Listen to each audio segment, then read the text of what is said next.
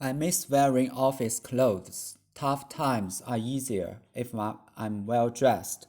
By Susan Westover. I am mourning my office wardrobe. In pre-pandemic days, if I needed a boost to my self-esteem or to grade my lawns for a difficult day, I reached for my black and white houndstooth blazer with the hook and eye clasps and deliberately frayed edges. Paired with skinny jeans and a tall caramel leather boot, it struck the right balance between authoritative and relatable. Even more importantly, it was a gift from my mother after my first round of in vitro fertilization failed. She subscribes to the motto, look good, feel better, and when I was at one of my lowest points, she bought it for me from my month's grocery budget. When putting one foot in front of the other was almost more than I could bear. I found unexpected strength when I donned a silky pink tunic, dark leggings, and that houndstooth blazer. It was my office go-to throughout my fertility treatments. It helped to hide my ovaries, swollen to the size of peaches after rounds of injections, but it also allowed me to conceal a sadness too painful to reveal. When colleague upon colleague announced joyful pregnancy news. Today, my daughter is almost 9, and that blazer has remained a powerful go-to piece. When I put it on, I reminded that slogging throughout times is just a little bit easier if I'm well dressed for the occasion.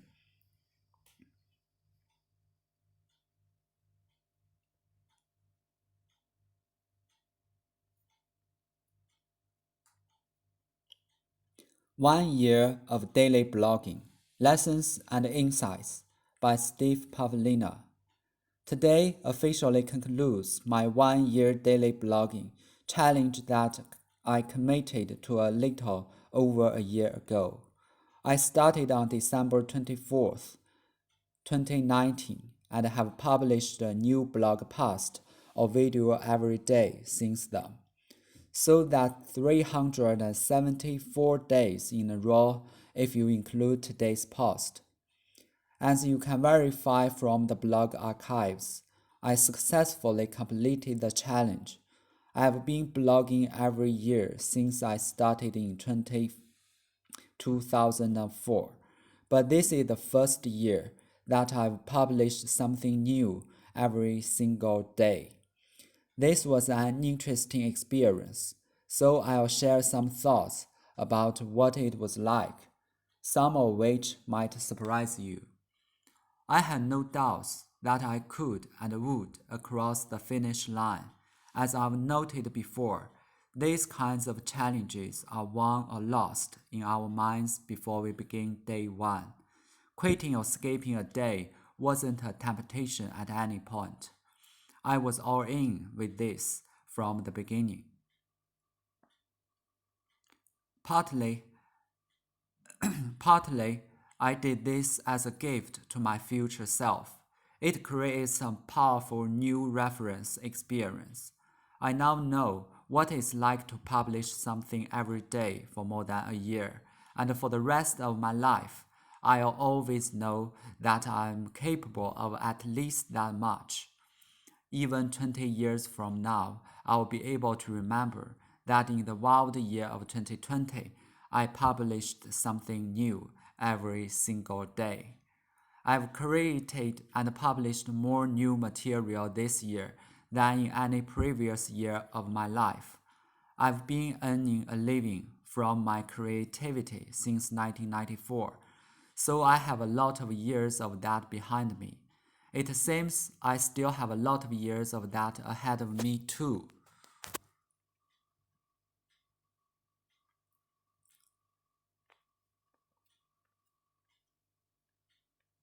Trump's legacy, the shame and the opportunity.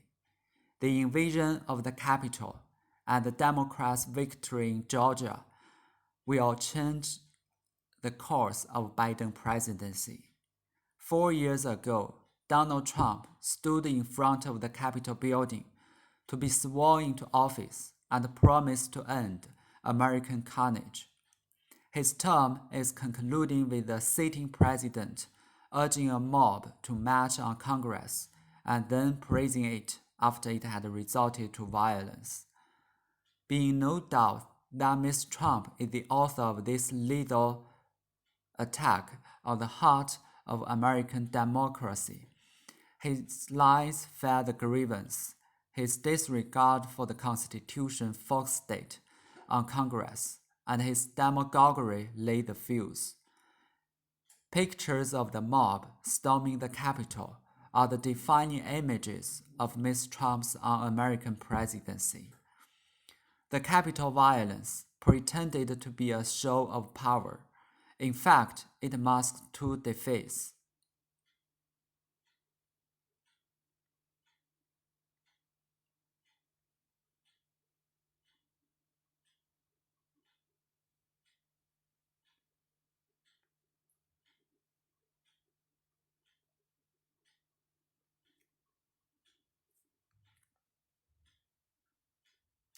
While Mr. Trump's supporters were breaking and entering, Congress was certifying the results of the president's incontrovertible loss in November. While the mob was smashing windows, Democrats were celebrating a pair of unlikely victories in Georgia that will give them control of the Senate. The mob's grievances will reverberate through the Republican Party as it finds itself in opposition. And that will have consequences for the presidency of Joe Biden, which begins on January 20th.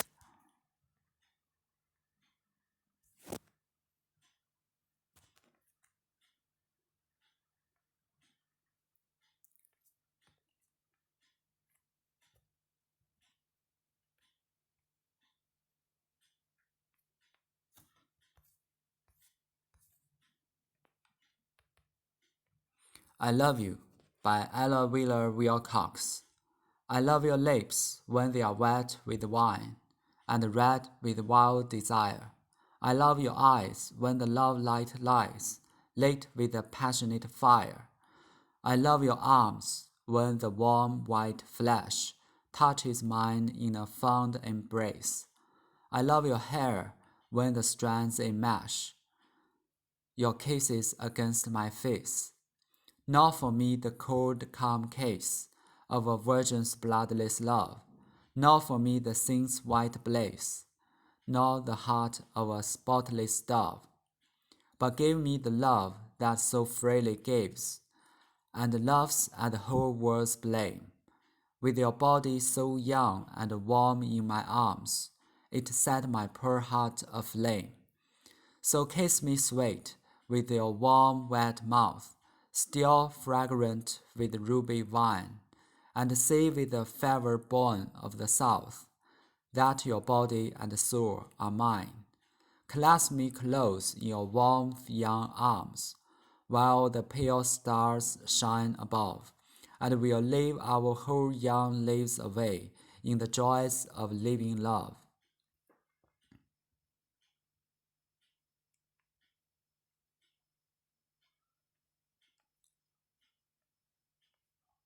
Create a More Spacious Life by Liu Babato. Contemplating on how I want to live recently, I became clear in the last few months that I needed to create more space in my life. My life is full, which is a wonderful thing. I have lots of people in my life who care about me, want to spend time with me, want to work with me. Amazing. And yet, it becomes clear to me that in order to show up fully for everyone I'm serving, I need to also have space to replenish, to fill up my tank. So I set out to create that space. Here's how it looks for me at the moment. I'm taking December's and June's off mostly. I had to talk with all of my clients and shift my programs so that I could do this. but it's happening. It also means I did a bunch of writing ahead of time. I'm still doing some work, including creating a new course and setting intention for 2021. But I'm not doing client calls, webinars, or meetings. This month is the first time I've ever taken off of a full month. I cleared Fridays, Saturdays, and Sundays. I used to have meetings on Fridays and Saturdays, but now I keep those days clear. I still do some work, but it's much more spacious, and I can take the days completely off if I feel like it. I'm leaving the other days more spacious as well. I only do about 3 calls a day, down from 5 to 6 calls a day at my peak, and I don't block off every hour more so that I can have a greater sense of spaciousness. What do I do in those spaces? Anything I feel like.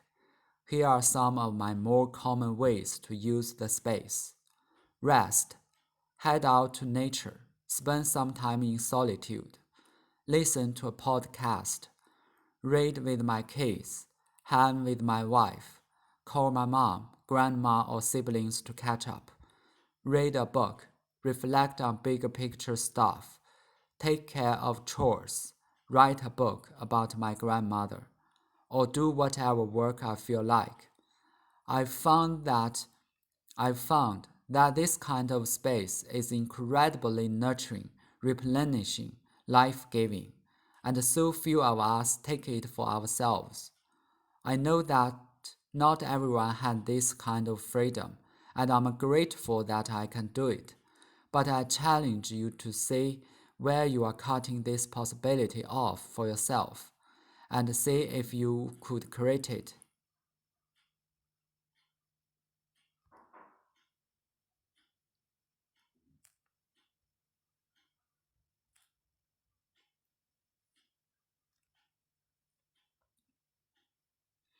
It might take a few months to create, but if you stand for this possibility for yourself, you might surprise yourself.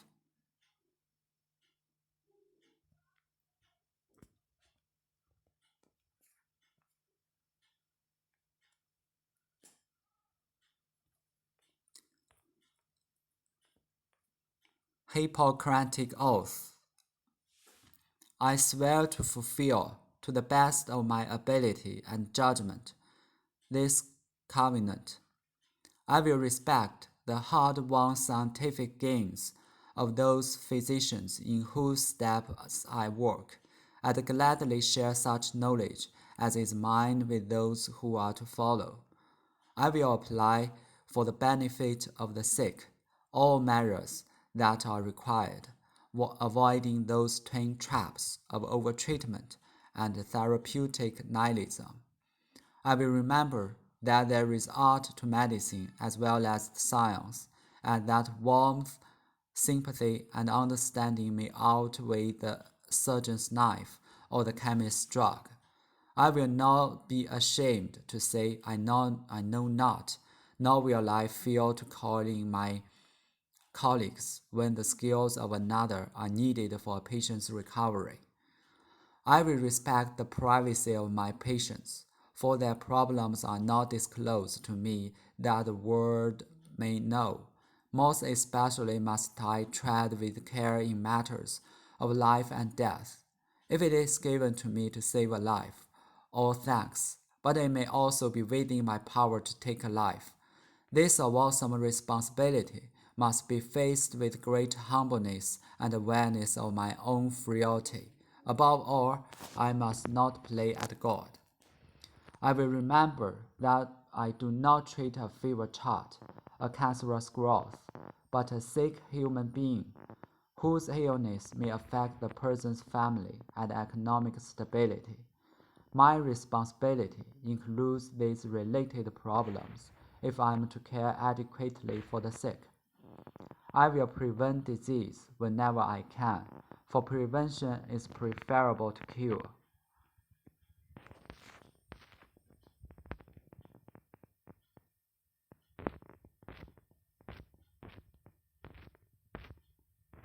Confidence Required by Derek Silvers.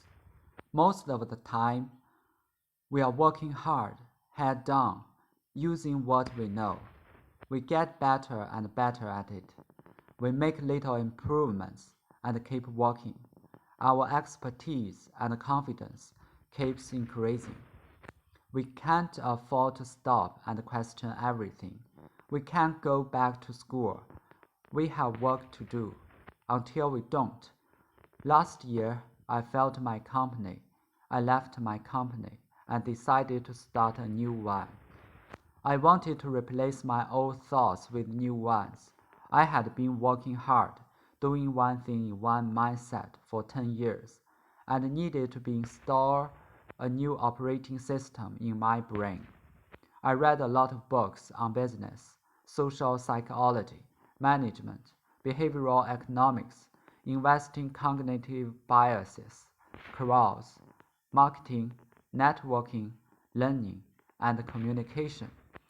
But each book that made me feel smarter, aha, I think I understand the world better now, also made me feel dumber. Wow, I've been an idiot. It's surprising I survived at all.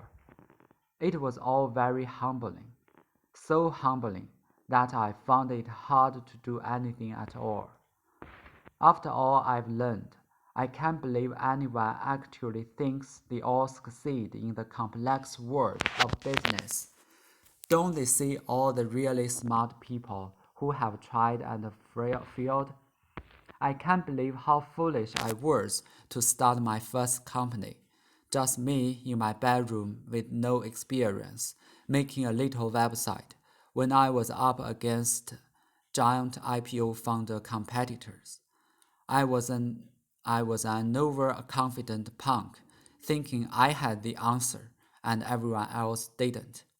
But it worked, and in fact, isn't that kind of confidence absolutely required to get anything done? Isn't the role of the entrepreneur to be the bold, daring, audacious one? The overconfident, reckless one who says, "Screw it, let's do it." Yes, of course, is the essential final lesson that all this learning means nothing until you make something happen. Whether you think you will win or not, you need to jump in the game and say let's go.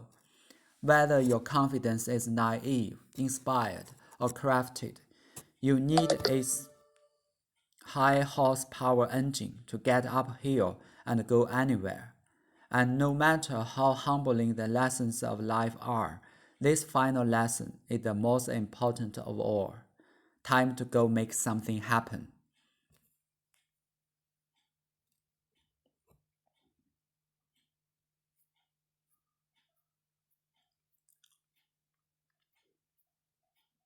How to motivate teens struggling with remote school. Getting boys to engage in virtual instruction doesn't have to be a battle. Experts offer tips on how to make virtual school more bearable by Julie Jogan. We are 9 months into the pandemic, and remote school is wearing on students. Boys, who are at greater risk of falling behind academically than girls, are having an especially tough time with all the hours spent behind screens. The challenges of staying focused and motivated in remote school carry even higher stakes for adolescent and teenage boys, who face more academic pressure than younger ones. I reached out to child psychologists and education experts to find out how parents can help their sons and daughters remain focused and motivated in virtual school. They all said the first step is for parents to examine their own expectations and reactions to their children's struggles. Here are some key pieces of advice. Enlist your child in developing solutions. What you need to do as a parent is try to stay away from your own catastrophic thinking and use your foremost consultant, which is your child himself. said Michelle Thompson, a child psychologist and author of Raising Cain. Protecting the emotional life of boys, he added. No one knows more about what he likes and what he hates about school than he does. How do you elicit meaningful feedback from an adolescent or teenager who responds with one-word answers? It's all about how you ask the question. Dr. Thompson suggests saying something like, I see you are struggling with math and English. How can I help you with that?